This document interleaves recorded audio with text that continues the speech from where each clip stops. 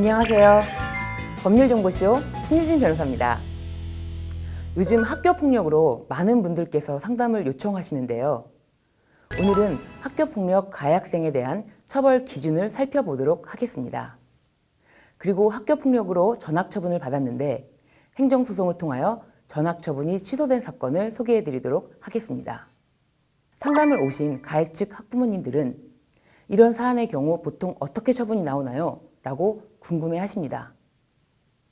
그런데 학교폭력으로 인정되어 가해 학생에게 징계 처분을 할 경우에 학교폭력대책자치위원회에서는 가해 학생이 잘못된 행위 그 자체에 대한 처벌만을 목적으로 하는 것이 아닙니다.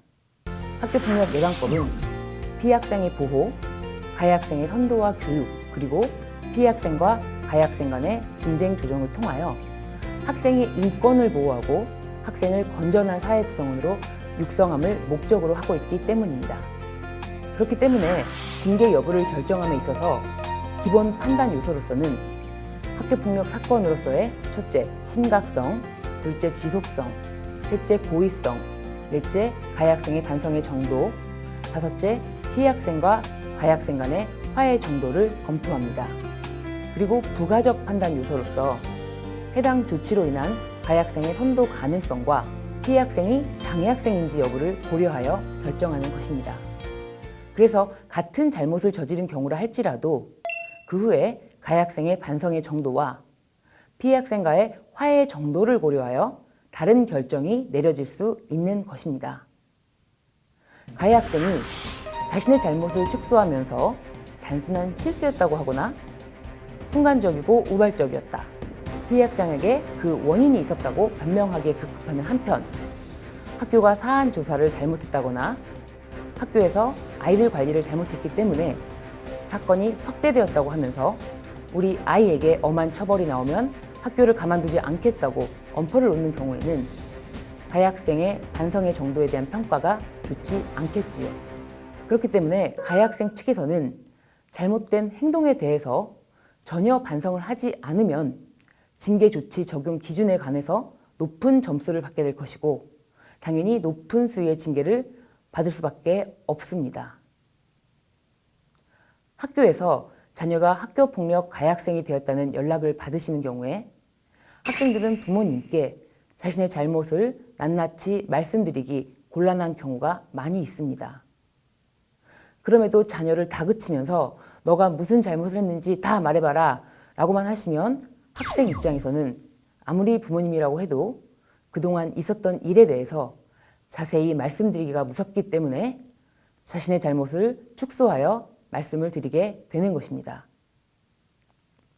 그렇게 되면 학생은 자신의 잘못을 인정하고 반성할 기회를 잃게 되고 부모님들은 자녀의 이야기만 듣고 학교에 오히려 우리의 잘못이 아니다라고 말씀을 하는 상황이 종종 발생하게 됩니다.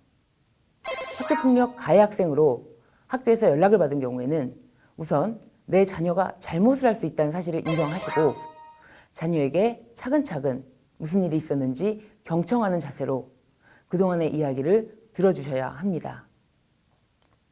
그래야만 우리 학생들이 부모님을 믿고 솔직하게 그동안 있었던 일에 대해서 이야기를 할 수가 있습니다. 또한 그런 과정에서 부모님은 자녀에게 스스로 잘못된 행동에 대해서 반성을 하며 다시는 그런 일을 저지르지 않겠다고 생각할 기회를 만들어주시는 역할을 하셔야 합니다. 학교폭력 사건은 절대로 부모님들 간의 감정 싸움이나 학교와의 적대적이고 극단적인 상황으로 가지 않도록 주의하셔야만 할 것입니다. 그래야만 학교에서도 피해 학생의 보호뿐만 아니라 가해 학생과의 진심 어린 화해와 분쟁을 조정할 수 있는 역할을 다할 수 있습니다. 학교폭력으로 전학처분을 받은 사건을 살펴보도록 하겠습니다. 고등학교 1학년에 재학 중인 K군이 몇 차례에 걸쳐서 피해 학생에게 폭력을 행사하였던 사건이 있었습니다. 이 사건으로 K군은 전학 조치를 받았고 가해 학생 및 학부모 특별교육 이수 5시간 조치를 받게 되었습니다.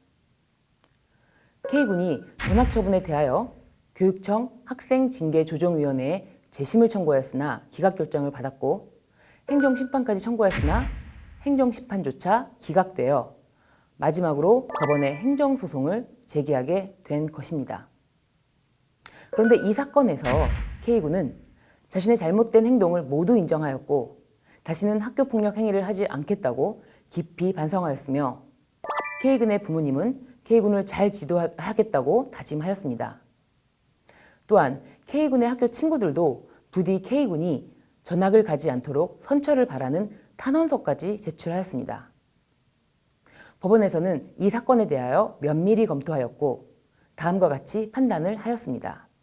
학교는 피해 학생과 가해 학생 모두를 지도 교육하는 지위에 있으므로 피해 학생을 보호하여 더 이상의 피해를 보지 않도록 할 의무가 있을 뿐만 아니라 가해 학생을 선도 교육하여 건전한 사회 구성원으로 육성할 의무가 있으므로 K군과 같은 가해 학생에 대해서도 인격적으로 성숙해가는 과정에 있는 학생임을 감안하여 최대한 교육적인 방법으로 선도할 책무가 있다. K군이 행한 학교폭력과 피해 학생이 입은 신체적, 정신적 피해가 결코 가볍다고 할 수는 없다.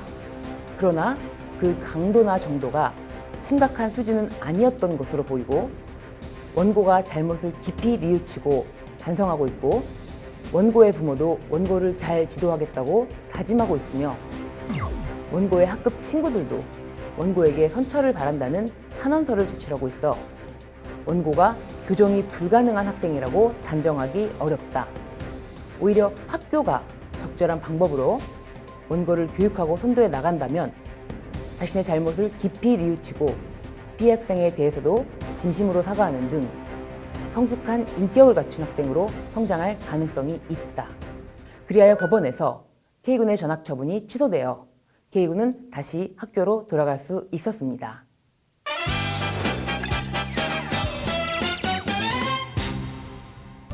이번 주제 학교폭력 가해 학생 처벌 기준에 관한 키포인트는 가해 학생 측이 자신의 잘못에 대하여 얼마나 반성하고 화해할 수 있는지에 따라 달라진다는 것입니다.